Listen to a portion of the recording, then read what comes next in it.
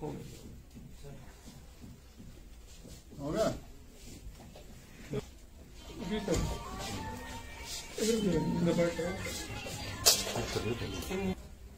ले जाओ भाई।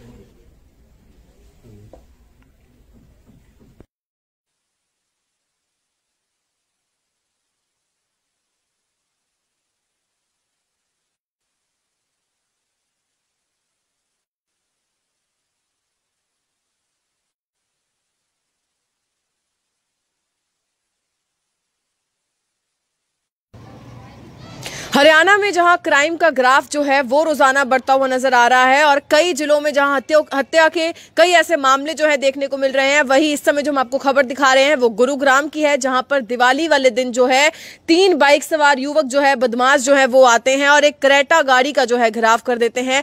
लूट की जो है इरादे से वे लोग आते हैं, लेकिन जब गाड़ी की जो ड्राइवर सीट पर थी जो महिला थी, पूजा जिसका नाम है, जिसके द्वारा शीशा नहीं खोला गया, तो 3 बाइक सवार बदमाशों द्वारा जो है तुरंत गोली चला दी गई, जिसके बाद पूजा को जो है सिर पर वो गोली लगी और इलाज के दौरान जो है उसकी मौत हो जाती है। गुरुग्राम का ये पूरा मामला है। दिवाली के दिन किस तरीके से अपने एक दोस्त के साथ जो है वापस पूजा सेक्टर 40 की तरफ जा रही थी, वही रास्ते पर जो है इस तरीके से गोली जो है वो 3 बदमाशों द्वारा मार दी जाती है। हालांकि बड़ी कामयाबी इसमें पुलिस की ये रही कि उन तीनों बदमाशों को जो है गिरफ्तार कर लिया गया है और उनसे पूछताछ के दौरान ये पता लगा है कि ऐसी 100 वारदातों को जो है वे अंजाम दे चुके हैं। लूट की वारदातें हो, चोरी की वारदातें हो, 100 वारदातों को जो है उनके द्वारा अंजाम दिया गया था, जिसके लिए हालांकि बड़ी कामयाबी जरूर जो है मानी जा रही है कि किस तरीके से गुरुग्राम पुलिस ने जो है ब्लाइंड मर्डर की गुत्थी को सुलझाया है। क्योंकि शुरुआती तौर पर सिर्फ यही जानकारी जो है मिल पाई थी कि एक क्रेटा गाड़ी पर 2 लोग जा रहे थे, एक महिला और एक उनके साथी जो है जा रहे थे और 3 बाइक सवार बदमाश जो है लूट के इरादे से आते हैं और उसके बाद फायरिंग कर देते हैं, लेकिन इसके अलावा कोई भी और जानकारी जो है नहीं मिल पाई थी।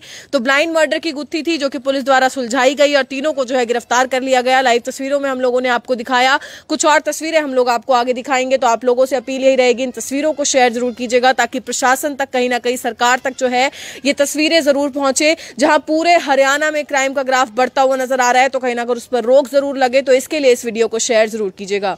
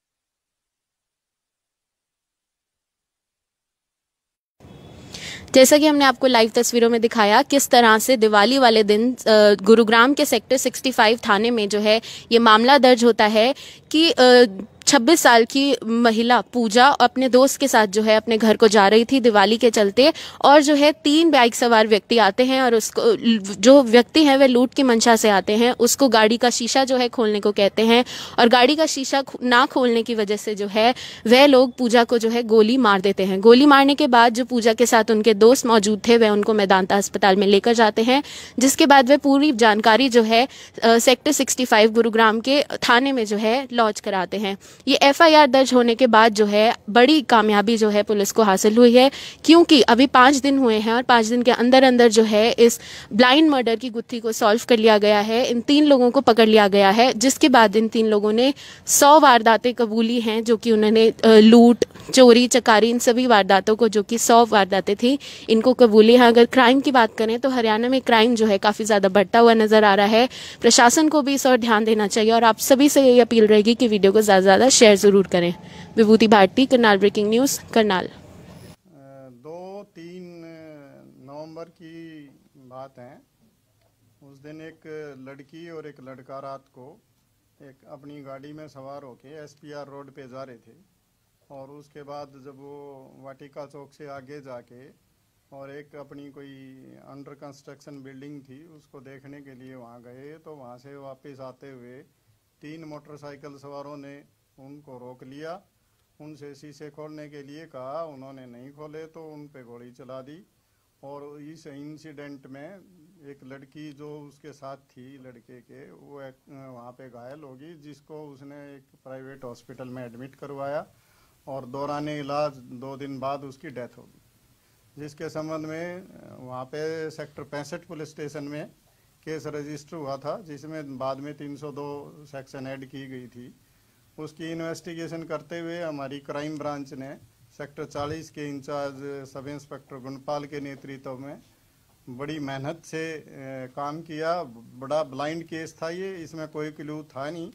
उसके बावजूद भी इन्होंने बड़ी मेहनत के साथ काम करते हुए उसकी खोजबीन करके और उसमें शामिल जो 3 अपराधी थे उनको गिरफ्तार करने में कामयाबी मिली। कल हमने उनको अरेस्ट कर लिया है, जिसमें तीनों जो अपराधी शामिल थे इनके नाम इरशाद और गोलू, हरिओम और जितेंद्र यादव हैं।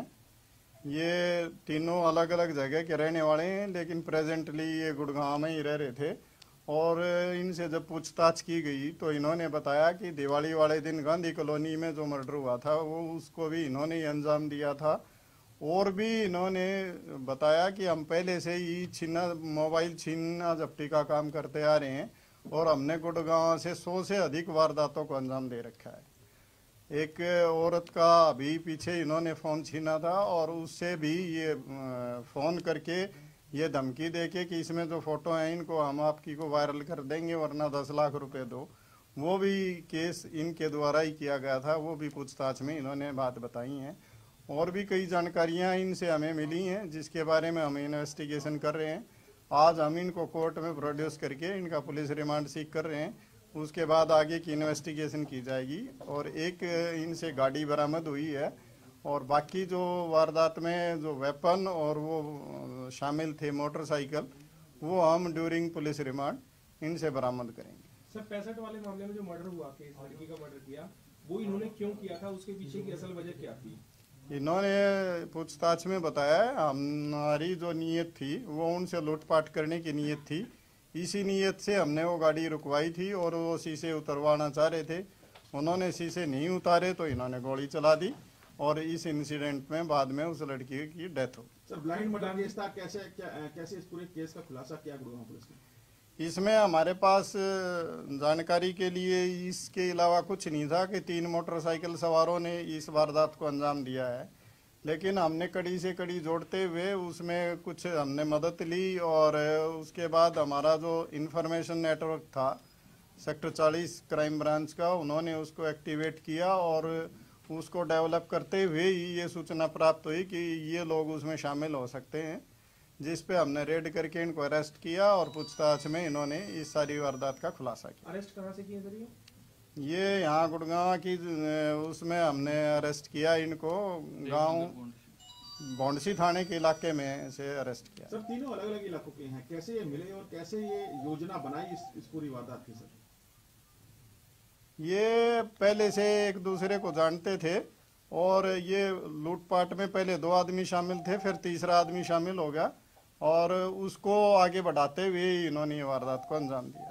फरारी के दौरान कहाँ पे ये रहे, किस तरह से ये नजर रखे हुए थे गुड़गांव पुलिस पर? क्या मीडिया चैनल्स के अंदर जो खबरें चल रही थी उनको भी फॉलो कर रहे थे? इन्होंने पूछताछ पे ये बात बताई है कि हम जो है ना, मीडिया में ये चीज़ चली कि उस लड़की को गोली लगी और उसके बाद उसकी डेथ होगी। ये इसको इनको जानकारी मीडिया के थ्रू ही मिली और उस पर नजर बनाए हुए थे और ये अपने आप को छिपाते फिर रहे थे। सर गांधीनगर में मर्डर किया गया था, वो मर्डर किस उद्देश्य से किया गया था? गांधीनगर का जो मर्डर हुआ है वो इनका ही दोस्त था, वहाँ ये शराब पीने के लिए गए थे और उसमें इनका कहना ये है कि भी वहाँ हमारी उसमें तू मैं उससे होगी शराब पीते हुए और हमने गोली मार दी। सर क्या जो मरा? हाँ जी, ना ऐसा नहीं था। वो जो लड़का मरा है वो इस वारदात में शामिल नहीं था। सर अगर हीनियस क्राइम की बात करें, कितने मुकदमे इनके ऊपर हैं हीनियस क्राइम के? मर्डर जैसे वो मामले और स्नैचिंग के तो आप सबसे ज्यादा बता ही रहे हैं। इनके ऊपर 2 तो ये मर्डर के अभी के हैं और जो ये लड़का है जितेंद्र यादव, इसके ऊपर पहले से लूटपाट के मुकदमे दर्ज हैं और लड़ाई झगड़े के मुकदमे दर्ज हैं। बाकियों की भी हम हिस्ट्री निकाल रहे हैं और उसमें उनका क्रिमिनल रिकॉर्ड पता किया। सर आपने बताया कि 100 से ज्यादा मोबाइल इन्होंने लूटे हैं, कौन कौन से इलाकों को टारगेट करते थे सर? ये ज्यादातर SPR रोड को, राजीव चौक, इफ्को चौक, बस अड्डा और भी शहर के जो बाकी इलाके हैं जहाँ पे भी इनको इस तरह की शिकार मिल जाते थे वहीं से ये वारदात करते थे। महिला का मोबाइल भी लूटा था, उसको भी ब्लैकमेल किया था, क्या कुछ वो मामला है सर? उसके बारे में बताएं। मैंने बताया ना कि एक महिला से इन्होंने फ़ोन छीना था और उसके बाद उसमें कुछ फ़ोटोज़ थी, तो दूसरे फ़ोन छीन के उन फ़ोनों से उसको कॉल करके ये धमकी दे रहे थे कि या तो आप मेरे को 10 लाख रुपए दे दो, नहीं तो मैं आपकी ये फ़ोटो वायरल कर दूँ। उस महिला से कैसे कांटेक्ट कर रहे थे जबकि इन्होंने मोबाइल तो उसका छीन लिया था? उस महिला ने अपना फ़ोन जो उसका नंबर था वो दूसरा सिम इशू करवा लिया था और उसी नंबर पे कांटेक्ट कर रहे थे। सर जो गांधीनगर में इन्होंने अपने साथी को मारा था वो इन्हीं के साथ क्राइम में इन्वॉल्व रहता था? ऐसी कोई जानकारी इसमें सामने नहीं है। सिर्फ 3 ही लोग थे या फिर कौन से हैं जो पहले से एक साथ थे और तीसरे को जोड़ा था इन्होंने? ये जो लड़का है मध्य प्रदेश का हरिओम, ये बाद में जुड़ा था, बाकी 2 पहले से थे। ठीक है सर।